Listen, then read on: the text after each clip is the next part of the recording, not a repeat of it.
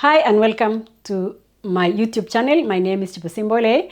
If you're meeting me for the first time, welcome to this YouTube channel. This is a channel where we uplift each other, a channel that we listen to each other, a channel that we encourage each other. It's a channel that aims at changing the world one person at a time. It may take time, but we will be there. Today I would like us to dissect the word imposter syndrome. I've heard about it, it's being talked, and it is something that is really affecting us nowadays, especially with the world moving so quick. The age of X, the age of Facebook, the age of YouTube, the world is really moving. The world is becoming a one point. It's like a village. My first experience with imposter syndrome is when I was in grade 5. We had gotten out of class, it was during break time, and we went to the field to do sports. I was a young, tiny little girl, and we were running. So I was number one. I ran in the middle of the field, just towards going to win. This boy came thumping and ran, and the minute he passed me, I had an uproar from other students clapping. I put in more energy, but I couldn't get to him, and I came number 2. That time, when that boy was passing me and the uproar came out and the applauding came out, I felt my heart sinking. My confidence dived. And since then, I've had an issue with sports. Imposter syndrome captured my mind. And even in high school, I would give false excuses to my teacher during sports time, because in high school when we go for after just before classes at 5 p.m. we used to go for cross country. If you were born those days of the 90s, we used to go for cross country, and I used to give my teacher all types of excuses that include, I'm on my periods so I cannot run.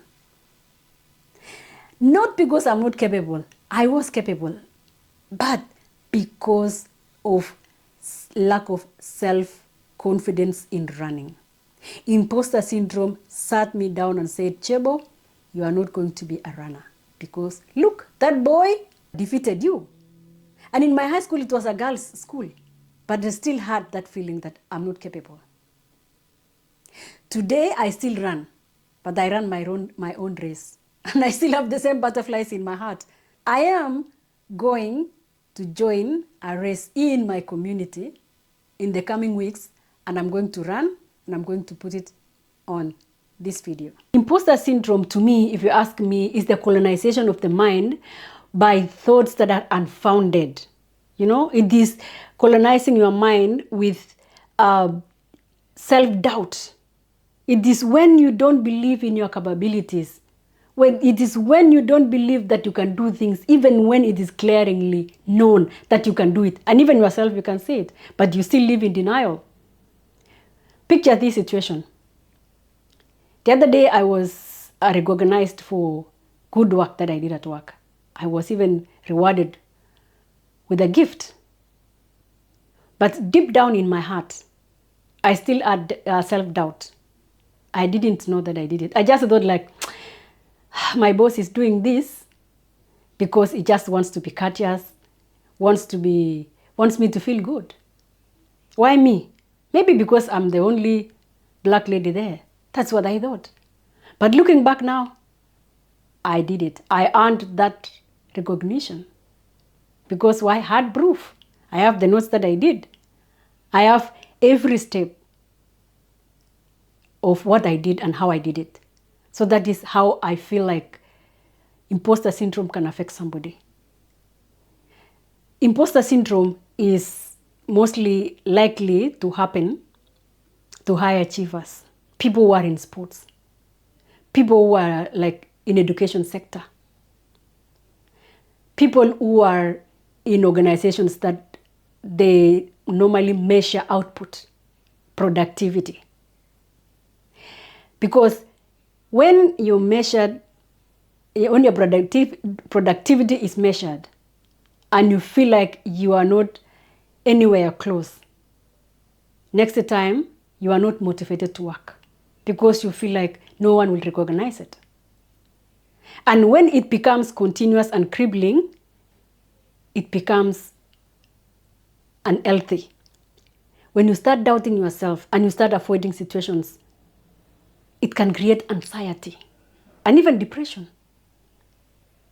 And you will lack the opportunity to explore things, to be more explorative, to be more creative, to take risks in life. Research says that 75% of women are more likely to have encountered or have been affected by imposter syndrome at workplace. Why? Because there are so many situations that are compounding for women. Today, research says that women leaders who are occupying offices are yet to be paid the same wage as men, despite the fact that they do the same job. Can you imagine if you are that person? You are in the same office with this man. You've given your output. You've given your best. But at the end of the day, that person earns more than you. How would you feel? Women have a lot of societal expectations that are intersecting problems that affect them. Society always glorifies or always tend to put the man at the top and a woman second. Why? Your case is as good as mine. In countries like where I grew up in, academics is always emphasized. There were no sports. Sports was number 2, but academics is number 1. Schools were graded A, B, C.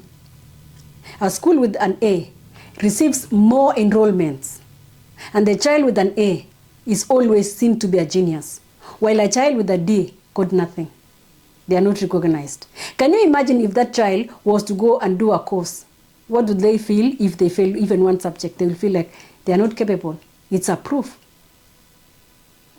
So, imposter syndrome, if not checked, can lead to anxiety and finally, probably, mental health issues like depression. Can you tell if somebody is suffering from imposter syndrome? No, because imposter syndrome is internal. There are leaders in our community that we really adore them and we wish we were like them. But some of them have said that sometimes they feel like they feel like they're doubtful of their abilities. Yet us outside here, we are seeing them as success. But in here, maybe they are smiling and inside they are not. I've had podcasts of actors who say that at that time in my life, I was just putting up a face. I was earning a lot of money. I was having the fame of my time. But deep down here, I doubted my abilities. So imposter syndrome, if not checked, can affect your confidence.